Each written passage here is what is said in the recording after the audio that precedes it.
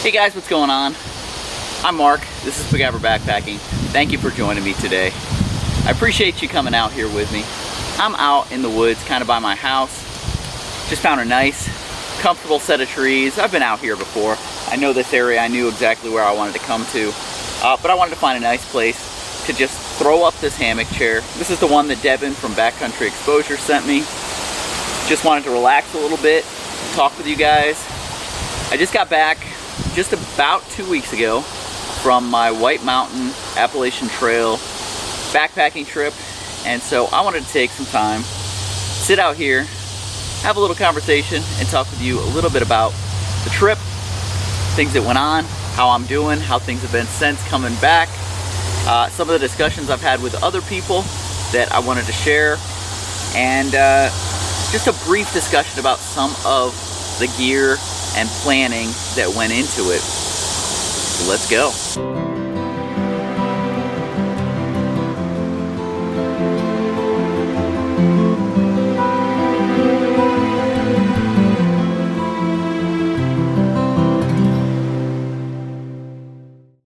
Hey guys, so anyone who watched all 4 parts of my White Mountains Appalachian Trail hiking, backpacking trip adventure knows that I got off the trail 2 days early.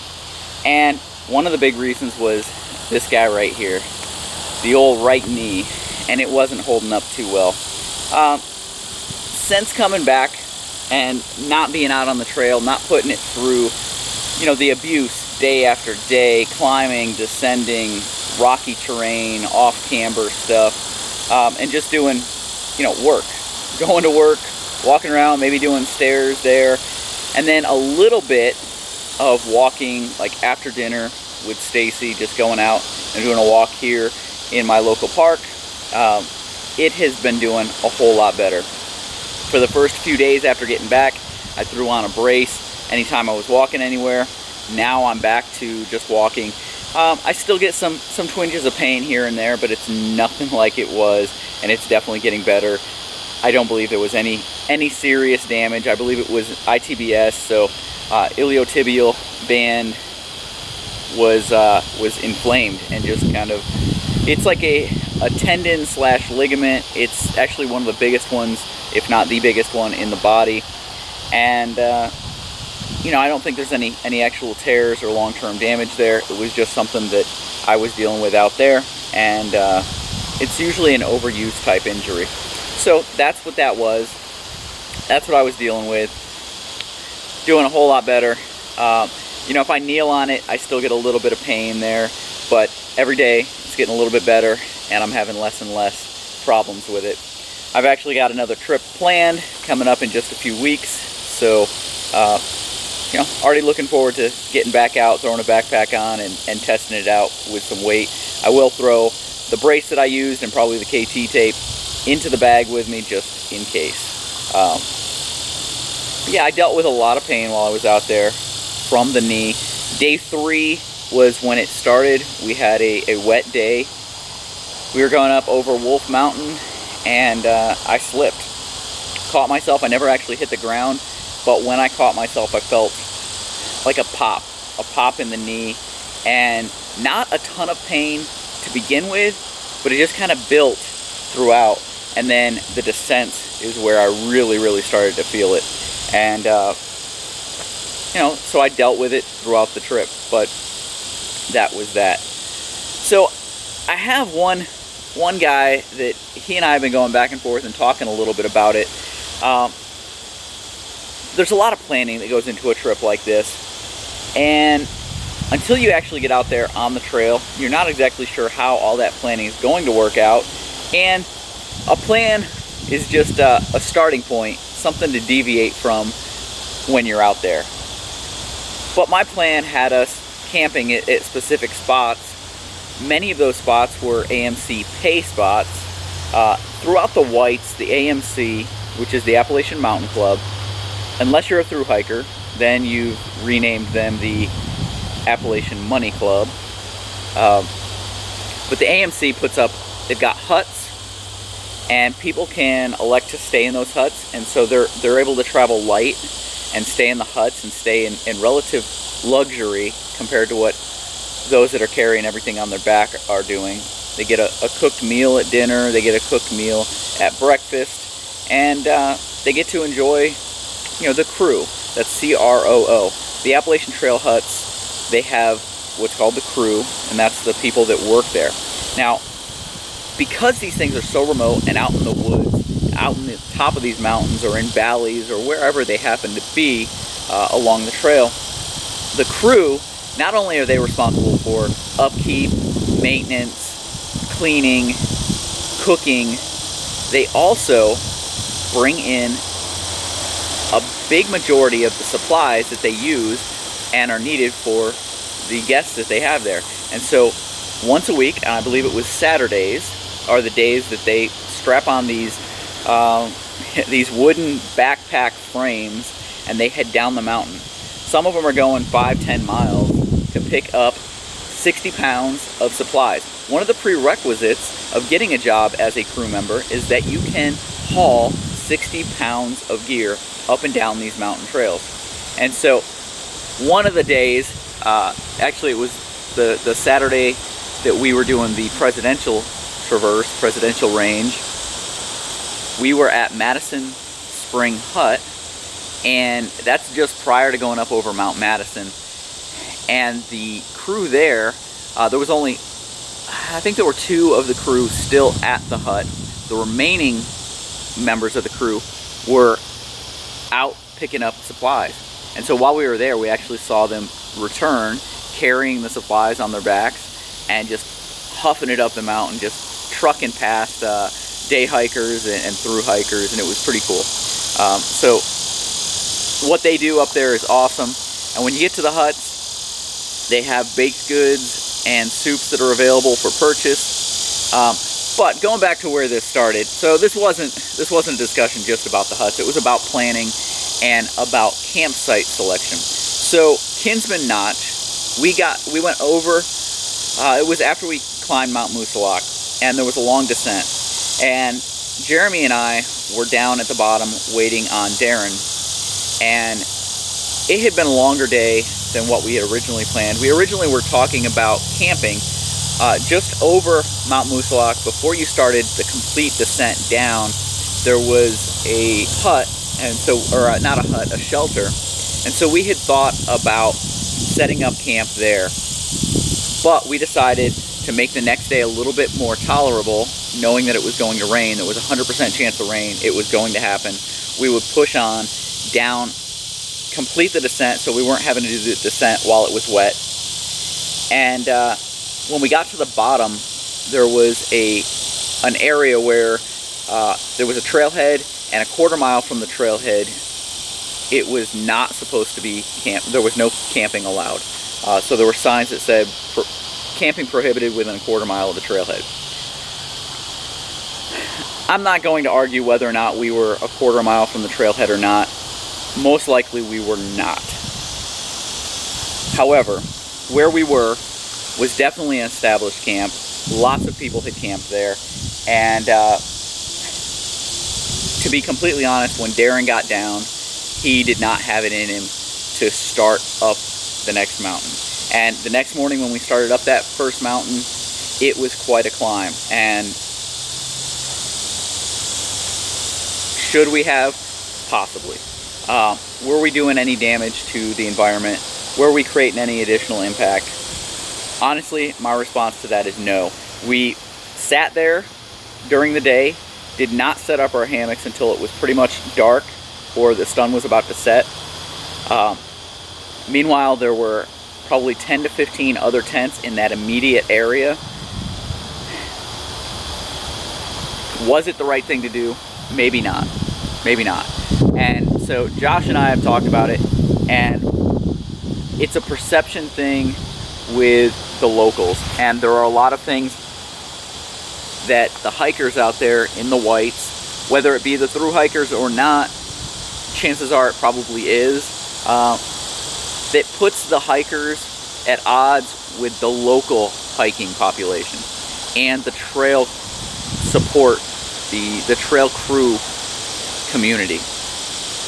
And the reason I say that is that we noticed, and Jeremy and I mentioned it several times, there were a lot of places where we would have been reassured with a white blaze here or there. The whites of all of the AT that I've hiked, you know, I've done pretty much from Amicalola to Irwin. I've done Shenandoah, done parts in Vermont, and small little sections here and there. Then we've done the whites now. The whites were the poorest marked as far as the AT goes. White blazes, there were areas where they were completely non-existent. Once you got up onto the presidential range, there were pretty much no white markings. There were actually orange and yellow that marked the way quite a good portion of the way, and in some spots you could see that there was white, but it had been put over the orange, and it was really hard to see.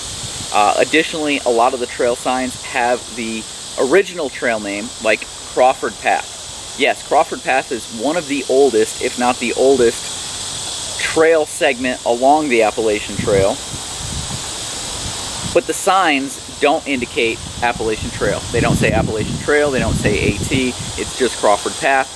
And so some people have taken it upon themselves to mark those signs and etch into those signs AT.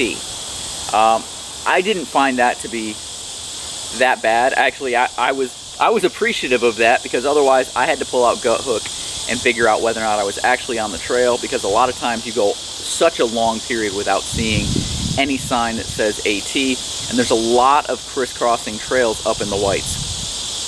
So I wasn't that distraught by seeing AT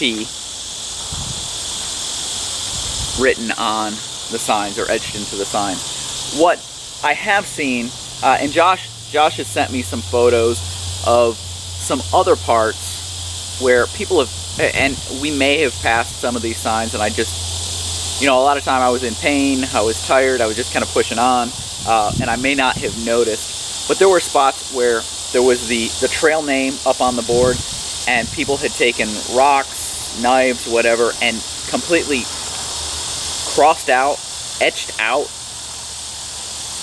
defaced the sign and took out the original trail name and then carved in AT.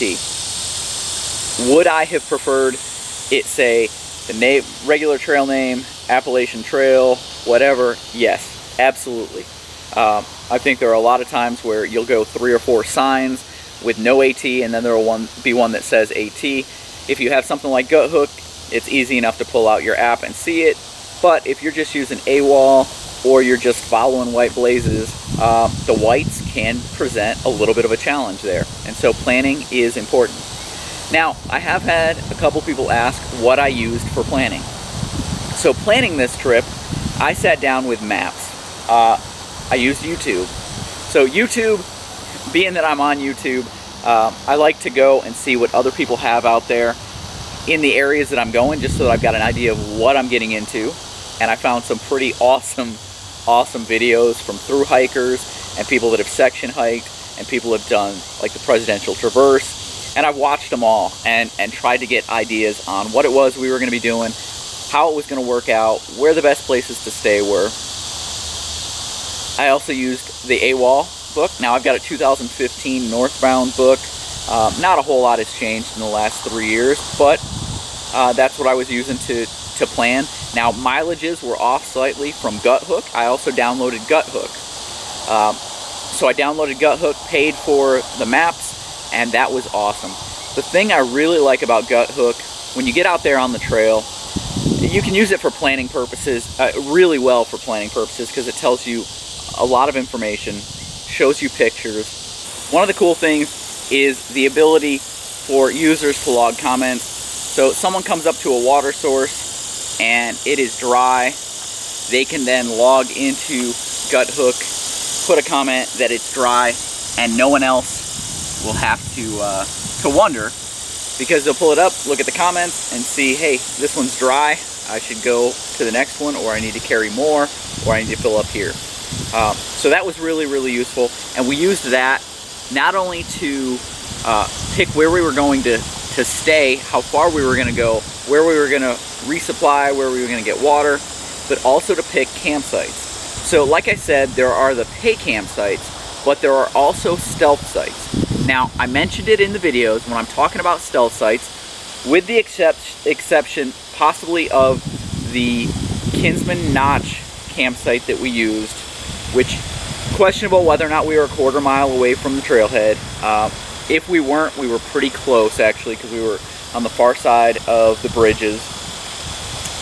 But with the exception of that one, all of the stealth sites that we stayed at are 100% legal because of where we stayed, how far from the trail, all of that. So nothing to worry about there. And these sites will be marked on Gut Hook. Possible stealth site here, room for X number of tents. Which brings me to the next question, which I had going into it and really didn't find a lot of great answers on, is can you hammock camp through the Whites? You know, you've got large stretches. The Presidential Day, you've got like a 12-mile stretch above tree line. Can you do it using a hammock? And the answer to that is absolutely yes. We were able to find hammock sites all along the trail, anywhere we needed to. And when we came to the AMC tent sites, like the Kinsman Pond, yeah, it was Kinsman Pond campsite was the first one we stayed in. We walked in, we found the caretaker, and we said, hey, we've got 3 hammocks. What do you have for us? And she took us back into an area. Now, was it the best? No. Were we able to hang them up, and were we able to hang tarps? Absolutely, yes. So it can absolutely be done. The entire Whites you can do using a hammock. You will find adequate areas to do it. Sometimes you may have to be a little bit creative, but that's the same thing when you're dealing with a tent. Sometimes you're going to have to find areas that are creative or not the best areas, and that's just something that you deal with while you're out there. You know, that's kind of that. So another question that came up was about my pack weight. So how much was I carrying on this trip? What was my pack weight? So it varied. It really did vary throughout the trip because I switched out gear. On day 4 when we hit the truck, I switched out some gear. I was carrying it. So before the trip, I loaded up my pack with food, with water, with all of my electronics gear, and threw it on the scale just to see where we were at. And it came in at like 23.6 pounds, which for me is on the heavier side of things, especially using a frameless pack. I did throw the Z-Rest, Z-Lite 4 segments that I had cut to the right length of my back into the back pad of my backpack, the Appalachian Ultralight Reach Around pack, to provide a little bit of support there, and that worked out great. The pack carried really well. It was pointed out by Frozen that the pack was leaning back quite a bit, and that, I believe that was just because I loosened up the shoulder straps just to kind of take the weight off of my shoulders a little bit, and I had cinched down the waist belt, the hip belt really well, so it was carrying all the weight on there. And it may have been putting some pressure on the front of my body, but with the camera and the water up front, I did not really notice it. And even though it was leaning back a little bit, I had no problems with that. And if I needed to, I'd tighten up the front. There were times where I tightened up the front pretty good and had it just snug up against me. But good observation there by Frozen. And that was, yeah, great pack. Carried well with the 23 to 25 pounds probably. And the reason I'm saying 25 pounds is I was carrying way too much food. For the 4-day sections, I was carrying at least 5 days worth of food, if not more than that. What I had thought going into it, I ordered a ton of food. I ordered a full, like, 10 days of breakfast, lunch, dinner, tons of snacks I brought with me. And I made sure every section we did, I was carrying at least 1 day extra food just in case we got into that situation. Looking back on it, I probably was carrying a bit too much. One of the reasons I thought I was going, with the exertion levels, I thought I was just going to be starving day after day. And truly what happened was I got out there and the exertion did exactly the opposite. Instead of me being starving and hungry every day, I couldn't eat. I really was not wanting to eat much. There was one night that I really wanted to eat more, so I made more and could not eat it. And so those are things to think through and think about before you go out there. I definitely had plenty of food, but I was carrying extra weight that I didn't need to.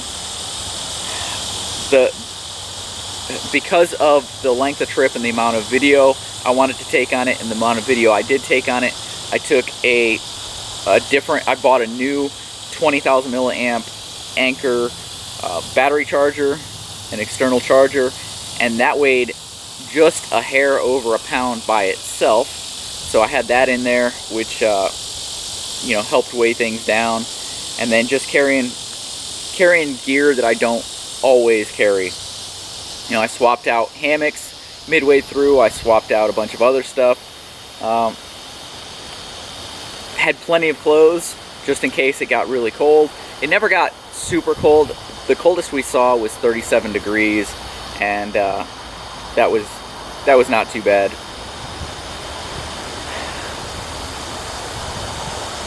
Was there anything I took that I wouldn't take again? Not really. I think what I had was good for that trip. It was right for that trip, and so I stand by what I had. And I will do a gear list here soon with the variations, so you guys can see what it is I had, what I didn't have. And I'm going to be doing a lot of gear videos following this one, with some of the stuff that I had with me, some of the stuff I used, talk through the good, the bad, the ugly. And you know, I've reached out to some of the companies that I had stuff from and expressed to them some of my concerns, some of the things that I liked and disliked about the products I was using. I did have some gear failures out there, and I will talk about those as well, and the communication I've had with those companies since coming back. Now, I will say that the gear failures I had were on gear I purchased, not stuff that was sent to me to test, not stuff that I've got to send back, but on stuff I had purchased myself. Some of the other topics I really wanted to touch on following this one were trail community. And I think I kind of touched upon this a little bit when I was talking about the trail signs. So you've got a couple of different trail communities. So you've got the local trail community, you've got the trail stewards, the crews that are up there doing stuff, the trail crews that are repairing the trails, putting up signs, and that kind of rolls into the U.S. Forest Service. And then you've got day hikers, you've got section hikers, you've got AT through hikers, all in this area, all kind of sharing the trail. But the question is, how well are they sharing the trail? And then you've got some other areas, you've got the huts, and then you've got like Mount Washington, places that are accessible by car or by motorcycle or by cog railway, and the communities coming together there. So the through hikers, the section hikers, the people that are out there for a long period get to Mount Washington, and they've climbed to the top and they want to get a picture with the summit sign, and yet you've got 60 people in line that drove their cars up there or took the cog railway up there. And while, yes, they have just as much right to be in front of that sign, it kind of sucks for someone who's busted their butt to get up there, put out the effort, and someone that drove up is in their way of getting that picture and moving on with their day. Flip side of that, there are conveniences at the top of Mount Washington that nearly every through hiker and section hiker takes advantage of. We did. There is the visitor center with a cafeteria and food. So we went in, I had a breakfast sandwich, a piece of breakfast pizza, and a Coca-Cola. Jeremy had a couple of pieces of the pizza and a root beer. There were other people there enjoying it as well. There was running water. There were flush toilets. There were lots of conveniences that people took advantage of that wouldn't be there if that road to the top wasn't there. So you kind of have to weigh both sides and take it for what it is. Yes, it kind of sucks to bust your butt, get somewhere, and have to wait in line with people that didn't have to expend any energy or really any effort to get to the same place that you're at. Not a big deal, but it is something that people discuss and talk about. So trail community itself. Like I said, there's the different user groups that are out there on the trail. How well do they get along together? I think it varies. I think that as you could see from the trail sign discussion, the Appalachian Trail thru hikers get to that section specifically and feel like they're not being represented or taken care of because the trail signs don't indicate Appalachian Trail.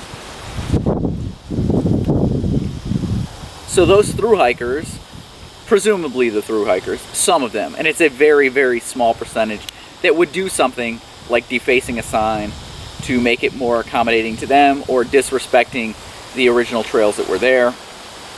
But some of them have done it because there's evidence of it. The trail signs have been defaced. It's not just a story. It actually has happened. There are photos of it. There's a little bit more to it too, though. The Appalachian thru hikers are resentful of the people staying at the huts and the crews at times. Wow, some of them are great, and I'm not, these are generalizations, definitely not everybody, and I don't want to piss off one group or another, but it's just the reality that I saw while I was out there. There are disagreements or differences of opinion between the different user groups.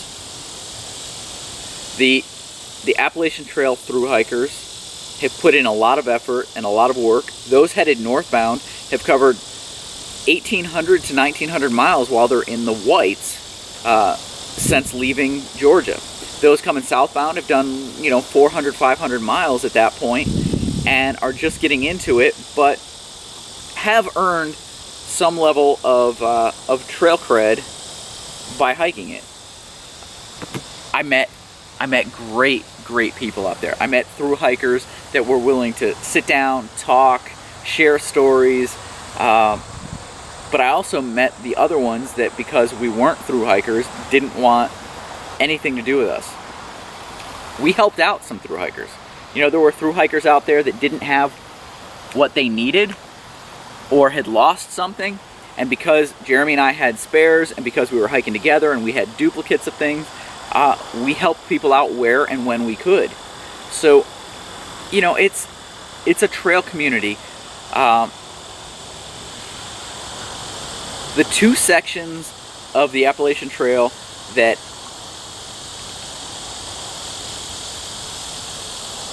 have been the most crowded are Shenandoah, well actually three, and they're all like the park areas. So you've got the Smokies, the Shenandoahs, and the Whites, just a lot of people. And so that's why when people ask me what was my favorite part of this trip, my favorite part was Franconia Ridge.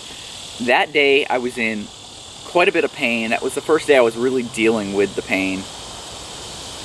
I had a short section right as we were getting up to the ridge where I tweaked something, I pushed a little bit too hard.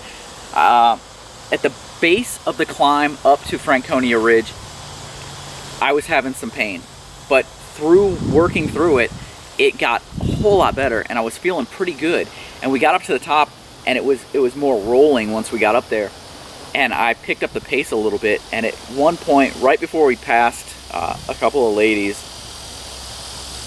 that were coming the opposite direction, I had some extremely intense, sharp pain, and it stopped me for several minutes, and I honestly thought it was done. It was over at that point. Hadn't even made it onto Franconia Ridge.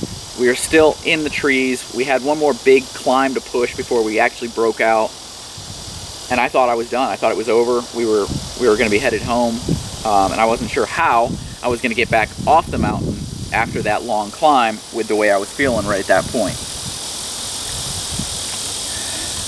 It subsided.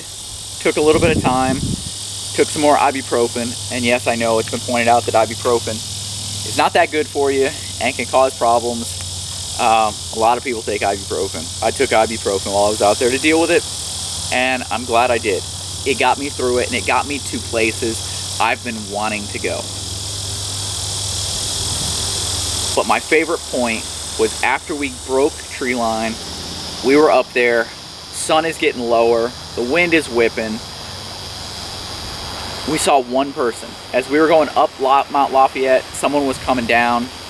That was the only person we saw the entire length of Franconia Ridge. Absolutely beautiful up there, up above tree line, 360 views, everywhere you look was beautiful. Sun was setting off to our left-hand side, and it was one of those scenes that you will never forget. Videos, pictures, words just can't do it justice. So that was absolutely my favorite section, hands down. No problem. One of the reasons, lack of people. That section of trail, just like the Smokies and Shenandoah, are sections of trail that are extremely popular, destination type places, and so you see a lot of people out on the trail. And we happen to be in the front of the bubble of the thru hiker community, so there were a lot of thru hikers going through as well. And it was busier than I like. I like getting out onto the trail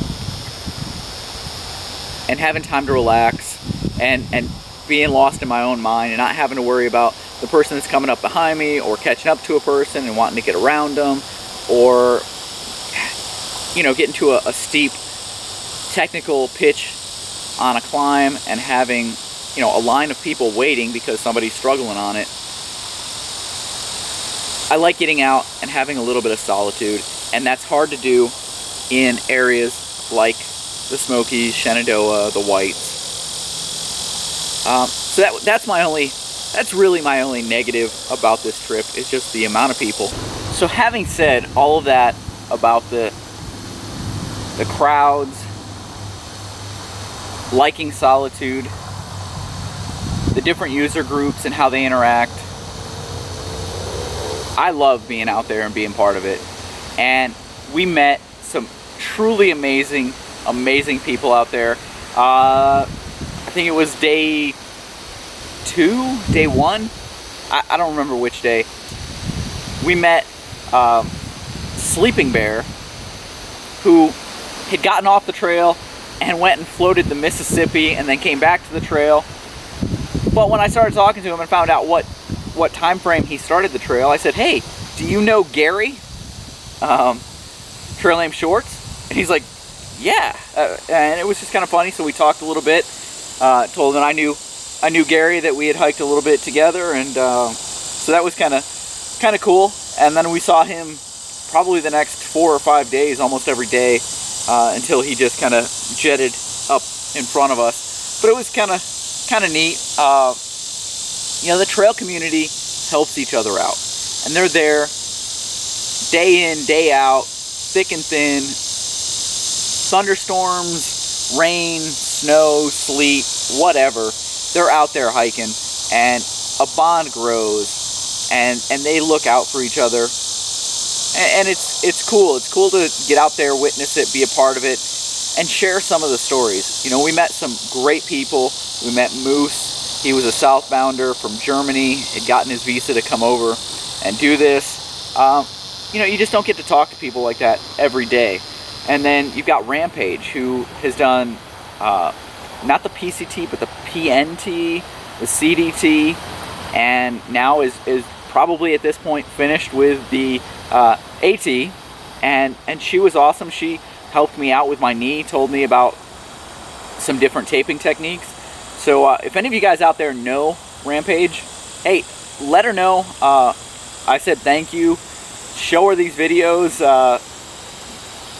I'd love to say hi and thank her and maybe buy her a beer at some point, but really cool. The community was great, and I enjoyed getting out there and spending some time with some really good friends of mine. And disappointing that that Mike couldn't join us with everything going on with the sale of a house and everything else, moving. Totally get it, totally understand what had to be done. Darren, I wish he had been able to hang in there and do a little bit more with us, but I really enjoyed the time we had together, enjoyed some of the conversations we had while talking, and loved the time I spent with Jeremy out there. You know, he said this was one of the most difficult hikes he's done. He does some pretty tough stuff, so that's saying something. Well guys, if anyone has any specific questions about the trip, anything I didn't cover today, go ahead and shoot them out there, and I'll see what I can do as far as answering them. There are a lot of good resources for planning trips like this. Go to YouTube, look up the areas that you want to do, get the guides, look at Guthook. Guthook has a lot of trails out there. Chris and I are planning on doing some of the Ozark Highlands Trail. I've downloaded the Ozark Highlands Trail onto Guthook, and so now I can use that for planning purposes. There are guidebooks out there. There's a lot of stuff on YouTube and on the internet that you can look up. People have done what you're planning on doing before. Use their experience. Reach out. Go to the forums on Facebook. Go to forums on different hanging, hiking, backpacking, climbing communities, and see what you can find. I'm sure someone out there has done what you're wanting to do and can give you some great tips, or maybe direct you in a better direction than what you're thinking. Anyway guys, I hope you enjoyed this entire series. There's going to be a lot of gear stuff coming up. I will see you guys down the trail.